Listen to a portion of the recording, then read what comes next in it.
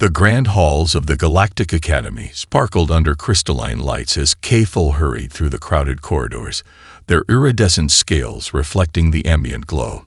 Today marked their first attendance at the annual Interstellar Defense Exhibition, an event that drew species from across the known universe to showcase their military capabilities.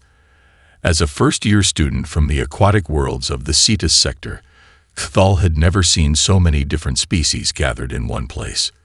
Their gills fluttered with excitement as they followed the stream of attendees into the main exhibition hall. The demonstration arena was massive, with holographic displays showing various terrains from thousands of worlds. Currently, a team of Meridian shock troops demonstrated their famous lightning-fast assault techniques, their crystalline bodies glinting as they moved with impossible speed through a simulated urban environment. Impressive, isn't it? A voice beside K-Full made them startle. Professor Nix, a veteran of 3 galactic conflicts, had materialized next to them. Her dark exoskeleton bore the distinctive markings of the Academy's senior faculty. Thul nodded enthusiastically, but before they could respond, a curious change swept through the crowd. The bustling noise of the exhibition hall dropped to hushed whispers. The next demonstration was about to begin. Human Specialist Team, Sector 7, announced the automated system. Cthal watched in fascination as the holographic environment transformed into a dense forest world. Nothing happened for several minutes. The crowd grew restless, many checking their neural interfaces or shifting their appendages in confusion. Then it happened. A target drone materialized 3 kilometers away from the demonstration area. Within a fraction of a second, it exploded into pieces. No visible beam, no energy signature, just the clean destruction of the target. More drones appeared at random intervals and distances, each meeting the same fate. "I don't understand," Cthal whispered to Professor Nix. "Where are the humans?" The professor's mandibles clicked in amusement. They've been there the whole time. 3 of them, in fact. They haven't moved position since before we entered the hall. Cthal's secondary eyes widened in surprise. Even with their enhanced aquatic vision, they hadn't detected any movement or signs of life in the simulated environment. But how? Every species here has superior physical capabilities compared to humans. The Meridians have crystal matrix vision, the quantum ethereals can perceive multiple dimensions, and our own people can sense the slightest disturbance in water particles in the air. Professor Nix guided Cthal away from the main crowd as the demonstration concluded. "Let me tell you about the silent guardian of New Eden. It might help you understand why even the most advanced species in the galaxy grow quiet when human snipers are mentioned." They settled into one of the observatory pods overlooking the exhibition hall. 3 cycles ago, the colony world of New Eden faced an invasion from the swarm. Professor Nix began. All defense systems were down, and evacuation seemed impossible. The colony had only one defender, a human sniper named Sarah Chen. 1 human against a swarm invasion. Cthal's gills fluttered in disbelief. For 7 days, Chen created an illusion of omnipresence across the entire main continent. The swarm, despite their hive mind intelligence, couldn't determine if they faced an army or a single opponent.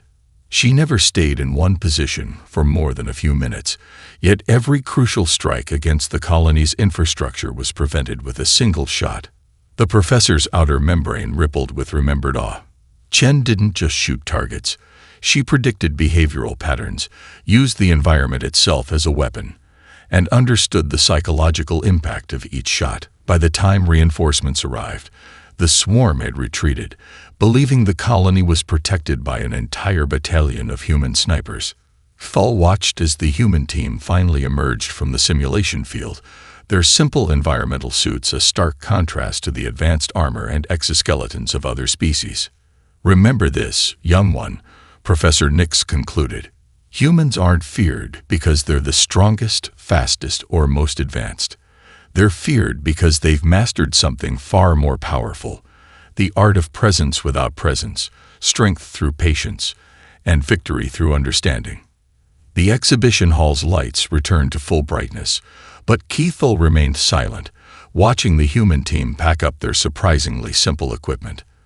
For the first time, they understood why their xenobiology textbooks classified humans not under physical capabilities, but under strategic apex predators. Master Sergeant David Rodriguez stood motionless in the Himalayan training grounds, watching his unique class of interstellar students struggle with the most basic human concept: becoming invisible without technology. The Earth Galactic military exchange program had sent him their finest candidates, each possessing abilities that should have made them perfect snipers. The morning mist curled around the training field as Rodriguez observed Zenith, a meridian whose crystalline body could process light in ways human scientists still couldn't comprehend. Next to them, Vextar, an Arcturian with muscle control so precise they could hit targets while falling from orbit. And then there was Quantum, a phase-shifting ethereal who could calculate trajectories that would make supercomputers envious. Yet all three of them were failing spectacularly at remaining undetected by the simple motion sensors scattered throughout the field. "Stop!" Rodriguez's voice carried across the field without shouting. Decades of sniper training had taught him how to project his voice without disturbing the environment. "You're all thinking like your species, not like the environment." The three aliens gathered around him, their advanced combat suits gleaming with morning dew. Zenith's crystalline form refracted the early sunlight, creating small rainbows on the grass. Master Sergeant Vextar's four eyes blinked in sequence, a sign of frustration in their species. "I don't understand. I can calculate every muscle movement to perfect precision. Why can't I avoid these primitive motion sensors?" Rodriguez knelt and picked up a single blade of grass. "What do you see?" The aliens studied the grass with their advanced sensory organs. Zenith spoke first, their voice chiming like crystal bells. "A simple photosynthetic organism, approximately 3 standard units in length, moving at a velocity of—" "Stop," Rodriguez interrupted gently. "You're analyzing. I asked what you see." He let the blade of grass fall from his fingers. It danced in the light breeze, eventually settling among countless others. "Watch how it moves," he continued. "It doesn't fight the wind. It doesn't calculate the optimal angle. It simply exists in harmony with the forces around it. This is what makes human snipers different." Quantum's ethereal form shimmed with interest. "But our technologies far surpass simple plant movement patterns. My phase shifting alone allows me to." "Which is exactly why you triggered every sensor," Rodriguez smiled. "You're trying to overcome the environment. We become part of it." He stood, and for a moment, his students lost track of him despite standing mere meters away. Not through any technological means, but through perfect harmony with the movement of wind, grass, and shadow. "Humans developed sniping not because we were the strongest." He reappeared beside Zenith, causing the crystalline beam to vibrate in surprise. "But because we learned to turn our weaknesses into strengths. We can't phase shift like Quantum. So we learned to move between moments. We can't process light like Zenith, so we learned to predict where eyes won't look." Rodriguez led them to a new training area, where holographic targets move through complex patterns. "Today, we start again. No technology, no special abilities. Strip down your combat suits to basic environment protection. You'll learn to disappear the human way." For the next 3 hours, he taught them to breathe with the wind, to move with shadows, to become part of the natural rhythm of the world around them. By midday, Zenith had managed to move 5 meters without triggering a sensor. Quantum learned to phase shift in sync with natural environment changes rather than forcing their own patterns. As the sun reached its peak, Rodriguez watched Vextar finally grasp the concept, their movements becoming fluid and natural rather than mathematically perfect. The Arcturian had stopped calculating and started feeling. "This is just the beginning," Rodriguez told them as they gathered for the afternoon briefing. "Human snipers aren't feared because we can make impossible shots. We're feared because we understand something most species forgot while developing their technologies and abilities." Quantum's form stabilized with curiosity. "What's that, Master Sergeant?" That true invisibility isn't about not being seen. Rodriguez smiled, his form already beginning to blend with the background. It's about teaching others not to look in the first place. Dr. Ixera floated in her 9-dimensional analysis chamber. Her consciousness spread across multiple probability streams as she studied the latest incident. The holographic display showed a mining facility on Europa 7, where a single shot had disabled a quantum-shielded reactor core from 15 kilometers away, through an ion storm, with no traceable energy signature. As the Galactic Council's leading analyst, she had access to the most advanced sensing equipment in known space. Her species, the Nexari, could process information across 9 dimensions simultaneously. Yet after 3 months of investigation, she was no closer to understanding how these shots were possible. "Display previous incidents," she commanded. The chamber filled with hundreds of similar events from the past year. Each one defied conventional physics. A shot through a gravity well that curved impossibly around a black hole's event horizon. A precision strike through electromagnetic interference that should have scattered any known projectile. A target eliminated through quantum shields designed to stop anything moving faster than light. Her 9-dimensional mind catalogued each impossibility, searching for patterns. The targets varied: defensive installations, automated weapons platforms, unmanned facilities. But one constant remained: no civilian casualties, not even collateral damage to occupied structures. Computer, overlay human sniper positions from confirmed historical encounters. New data points appeared, spreading across the galactic map like stars. Dr. Ixera's consciousness expanded, taking in centuries of documented human long-range combat data. Something clicked in her 4th-dimensional awareness. "Isolate human firing solutions from the Battle of Centauri Prime," she requested. The chamber shifted, showing hundreds of shots taken during the famous 3-day stand.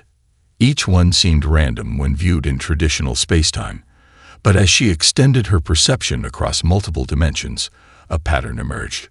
"They're not shooting where things are," she whispered, her bioluminescent form pulsing with sudden understanding. "They're not even shooting where things will be. They're shooting where things must be." The revelation sent ripples through her analysis chamber. Humans weren't calculating trajectories like other species. They weren't using advanced technology to enhance their capabilities. Instead, they had developed an intuitive understanding of spacetime that even her 9-dimensional mind struggled to comprehend. A message pulsed through her neural interface. Another incident, this time at the edge of explored space. A human sniper had somehow disabled a rogue ice quantum processor from 20 kilometers away through an asteroid field during a solar flare.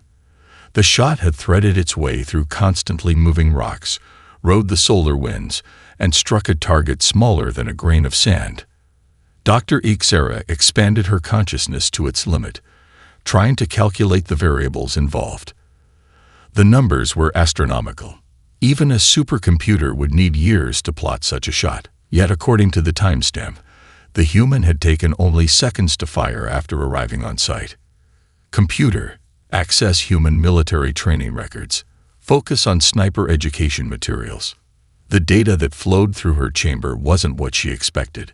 Instead of complex calculations and advanced ballistics theories, she found meditation techniques, breathing exercises, and philosophical texts about becoming one with the universe.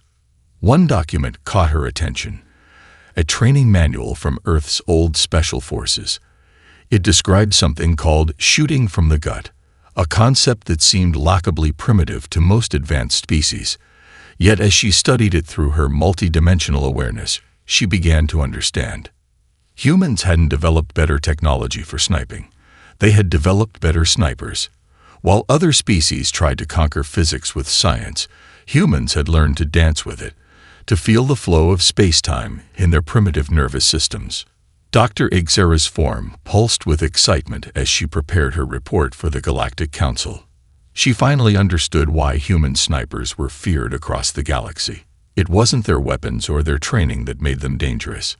It was their ability to see the universe not as it appeared, but as it truly was: a living dance of probability and potential, where the impossible became inevitable in the hands of those who understood the music of physics itself. The Earth Historical Archives towered before Dr. X's era, its ancient stone facade a stark contrast to the gleaming quantum architecture of most galactic buildings. Her bioluminescent form dimmed respectfully as she followed the human curator through corridors lined with physical books, an archaic but somehow fitting touch. Most species who study human military history focus on our major battles, the curator, Dr. Chen, explained as they descended into the climate-controlled basement. But you're the first to specifically request our sniper heritage archives. The room they entered was small by galactic standards, yet Dr. Xera's multi-dimensional senses detected something extraordinary about the space. Unlike the chaotic energy patterns of most human gatherings, this room felt aligned. These records date back to before humanity reached the stars, Dr. Chen said, gesturing to a series of preserved documents. Each generation of snipers added their own insights, creating what we call the hidden path. Dr. Xera extended her consciousness into the archives, absorbing centuries of human knowledge. Her fourth-dimensional awareness flickered with surprise as patterns emerged. These weren't just technical manuals. They were philosophical treatises, psychological studies, and something humans called ghost stories. "I don't understand," she admitted, her form pulsing with confusion. These records speak of becoming shadows, of dancing with wind, of hearing the earth breathe. Where are the targeting calculations? The ballistic formulas? Dr. Chen smiled, pulling out a leather-bound journal. This belonged to one of our greatest snipers, active during Earth's Second World War. Read what she wrote about taking her most famous shot. The journal's pages crackled as Dr. Xera carefully turned them with a controlled gravity field. The entry described waiting 3 days in freezing conditions to eliminate a single target. But instead of technical details, the sniper had written about feeling the planet's rotation, about becoming so still that birds nested in her clothes, about understanding the target's movements so completely that the shot itself became merely a formality. Your species sees space-time as a mathematical construct, Dr. Chen observed. We see it as a dance partner. Our snipers don't calculate trajectories, they feel them. Moving through the archives, Dr. Xera discovered how each generation had refined this approach. Desert snipers who learned to read heat mirages like music. Arctic specialists who could sense a target's presence through changes in wind patterns. Orbital marksmen who understood solar winds as intimately as ancient sailors knew ocean currents.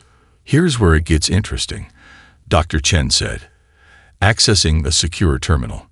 When we reached the stars, our snipers didn't need to fundamentally change their approach.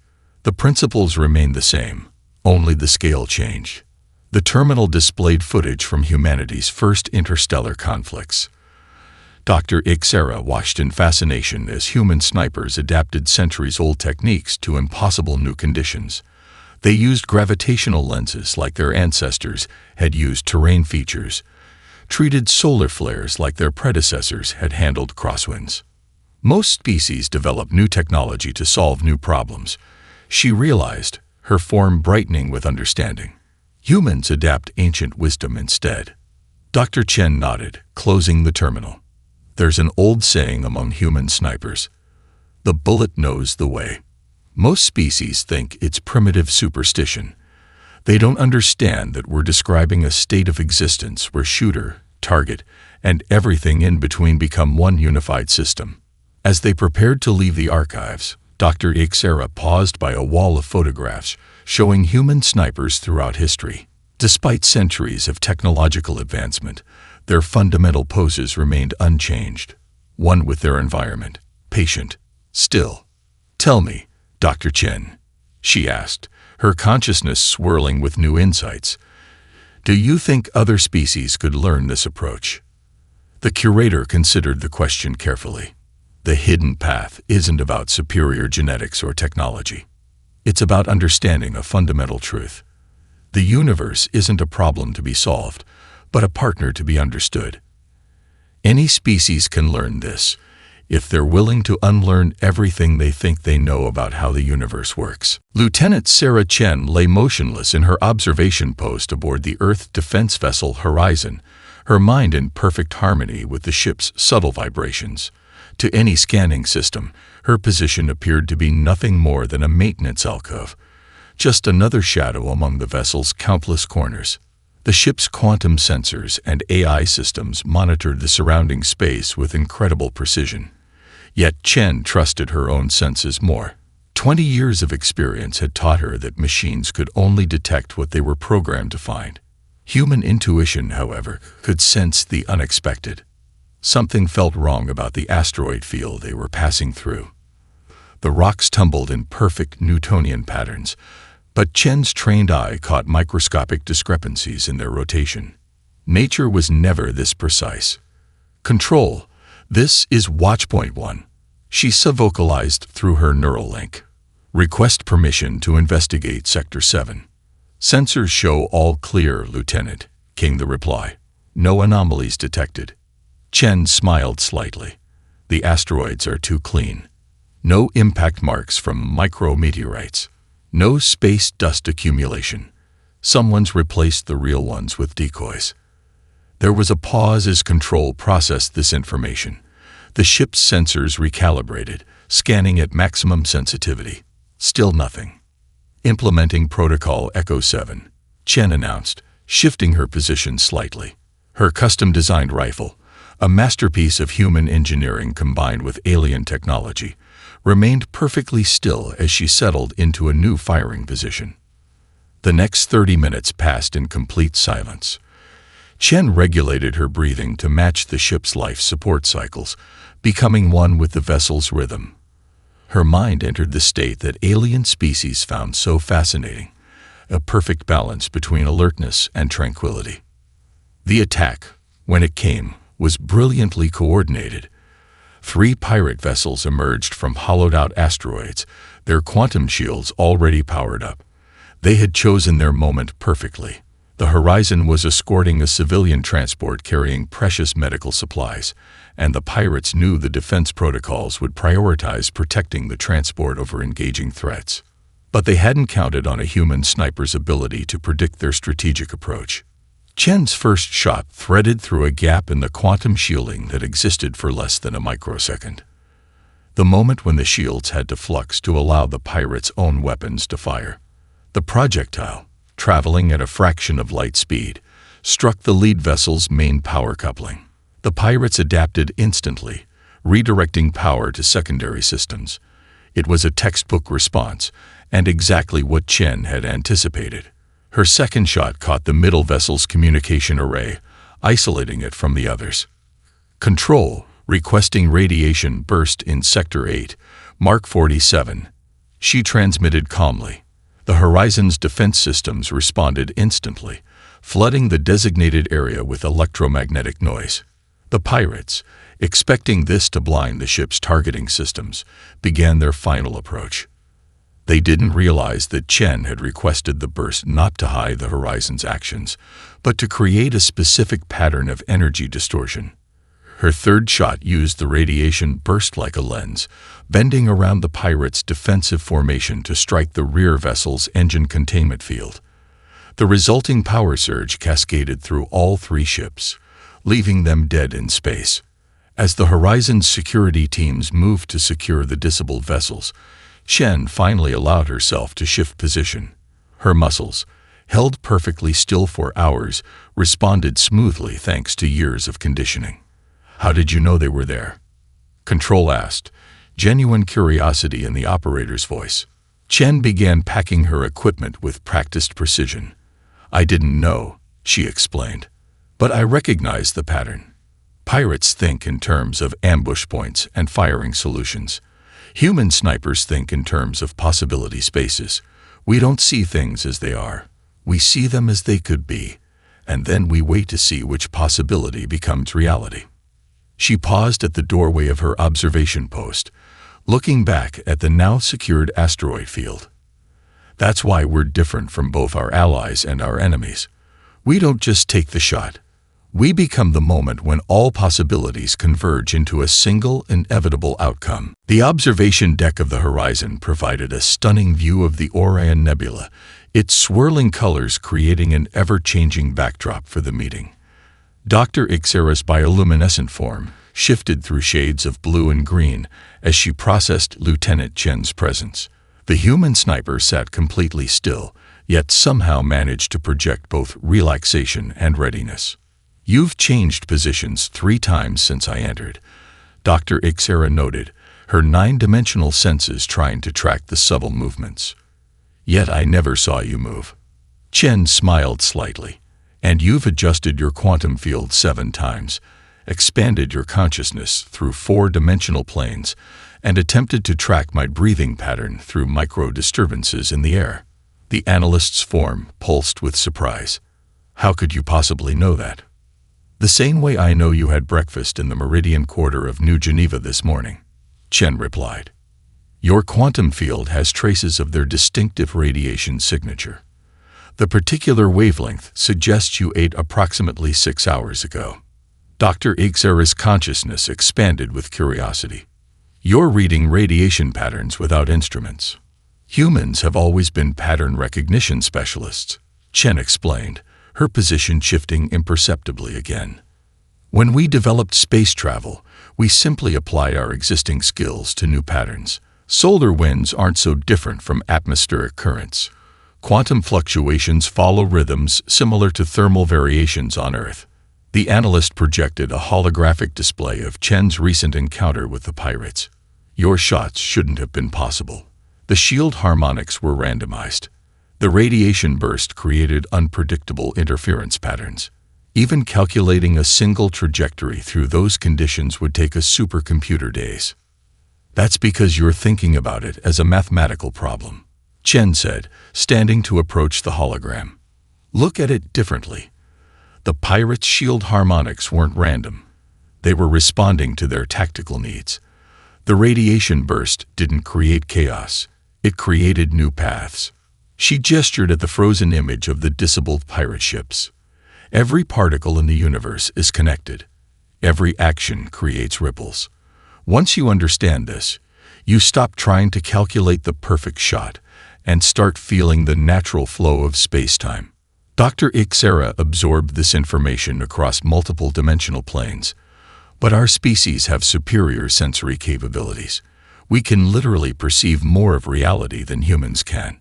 And that's precisely why you struggle to understand our methods," Chen responded. "You see too much. You try to process every variable, calculate every possibility. Human snipers learn to focus on what matters and let everything else fade away." The analyst's form shimmered with realization. "The meditation techniques in your training manuals, they're not just psychological exercises, are they? They're tools for understanding reality's underlying patterns," Chen confirmed. "When I take a shot, I'm not fighting physics. I'm not trying to overcome the laws of nature. I'm finding the moment when my target, my bullet, and the space between them become part of the same cosmic dance." Dr. Ixera extended a tendril of consciousness to examine Chen's rifle. "Your weapon, it's much simpler than I expected. The most advanced targeting systems in the galaxy can't match a human who understands the flow of reality," Chen explained. "Technology helps, but it's not the source of our ability. That comes from something much older.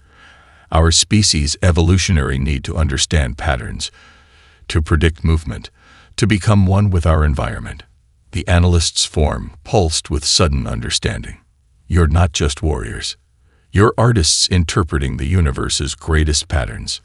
Chen nodded, her slight movement perfectly timed with a passing shimmer in the nebula outside.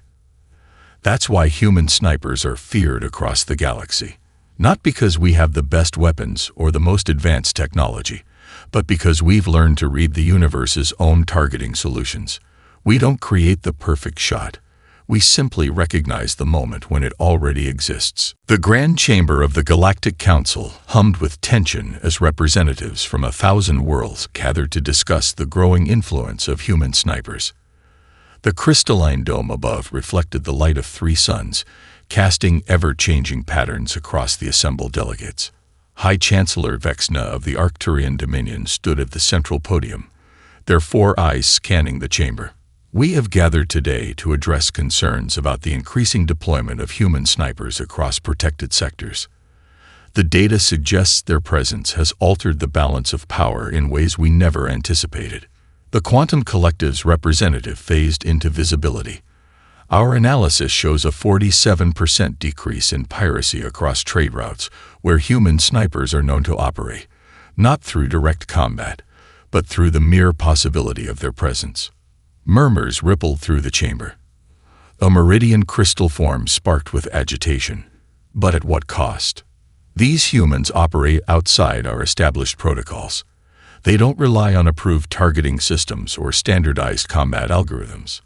How can we predict or control their actions? Dr. Ixera floated forward, her multidimensional form commanding attention. Perhaps that's precisely why they're effective. My research indicates that human snipers don't just operate outside our protocols.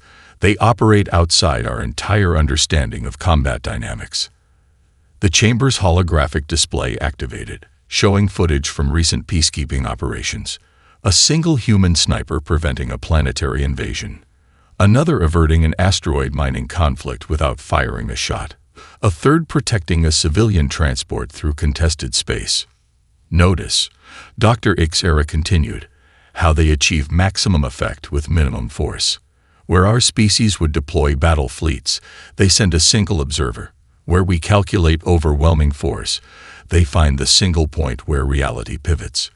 The swarm consciousness buzzed with collective uncertainty, but their methods defy logical analysis. How can we trust what we cannot quantify? A new figure stepped forward. Admiral Zhang of Earth's Defense Force. His simple blue uniform stood in stark contrast to the exotic forms around him. "You're trying to understand human snipers through the lens of military science," he said. "Instead, think of them as artists who work with space-time as their medium." The Admiral gestured to the display, which showed a human sniper waiting motionless for 3 days to take a single shot that prevented a war. "We don't train our snipers to dominate space. We train them to understand it so completely that they become part of its natural flow. A Hylian energy being pulsed with curiosity. Yet this understanding makes them more formidable than our most advanced weapon systems. Should we not be concerned?" "Consider this," Dr. Ixera interjected. "In every documented case, human snipers have used their abilities to prevent escalation, not provoke it. They don't seek to control space. They seek to restore its natural balance." The High Chancellor raised all 4 hands for silence. "We face a unique situation. For the first time in galactic history, we find ourselves relying on a capability we cannot replicate or fully comprehend. The question before us is not whether to allow human snipers to operate, but how to best integrate their unique perspective into our understanding of peace and conflict." Admiral Zhang smiled slightly. "Perhaps that's the greatest lesson humans can teach the galaxy. True power doesn't come from controlling the universe, but from learning to work in harmony with its fundamental patterns." The chamber fell silent as the implications settled across 1,000 alien minds. Finally, the High Chancellor spoke again. "Let the record show that this council recognizes human snipers not as a destabilizing force, but as guardians of a deeper order, one that exists beyond our traditional understanding of space, time, and warfare." As the vote was called, the chamber's crystalline dome caught the light of all 3 suns at once, creating a perfect moment of harmony between shadow and illumination. Not a single vote was cast in opposition. 5 years had passed since K-Full first witnessed the human sniper demonstration at the Galactic Academy.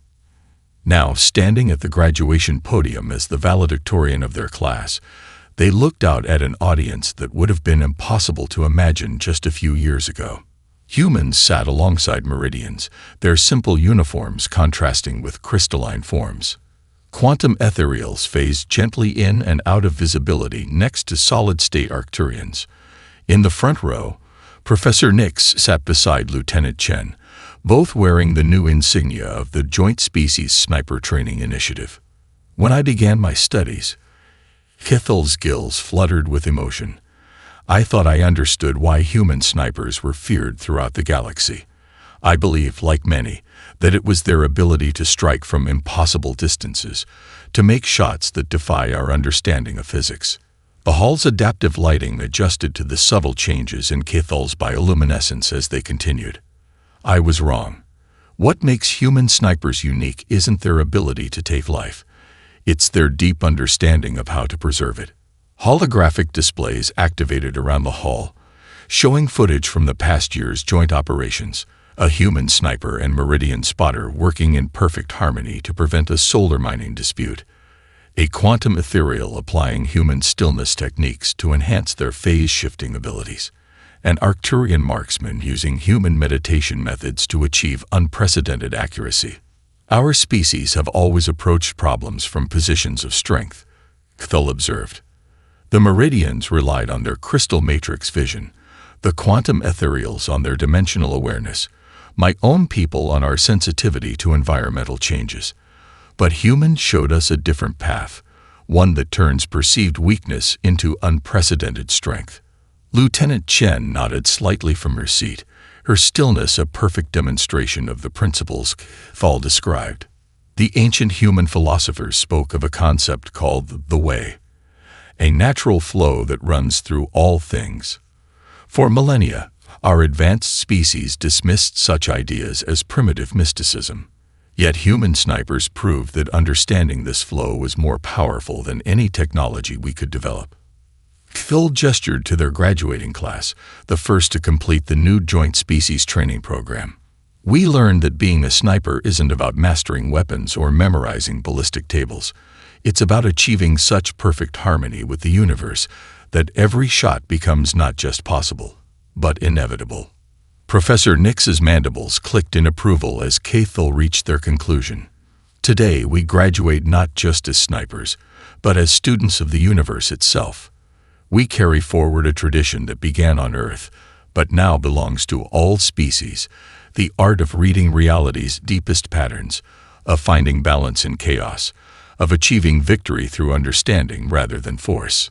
The ceremony concluded with a demonstration that would have seemed impossible 5 years ago. Human instructors and alien graduates moved through their exercises in perfect synchronization, each species bringing their unique gifts to the ancient human disciplines. Their movements flowed like water, their awareness extended across space and time, their unity a testament to how far the galaxy had come. As the graduates dispersed to their new assignments, Cathal found themselves back in the same exhibition hall where their journey began. The space seemed different now, not just a room, but a nexus of possibilities. Ready for your first assignment, Lieutenant Chen appeared silently beside them, demonstrating once again why human snipers had earned their legendary status. Cathal's scales rippled with anticipation. I think I finally understand what you taught us, Lieutenant. It's not about the shot, is it? It's about becoming one with the moment when all possibilities converge. Chen smiled. That's why we're no longer feared, Cathal. The galaxy has learned that human snipers never aimed to dominate space. We simply showed everyone how to dance with it. Together, they watched the next generation of multi-species sniper teams prepare for their own journeys, each one carrying forward the legacy of those who had learned to read the universe's own targeting solutions.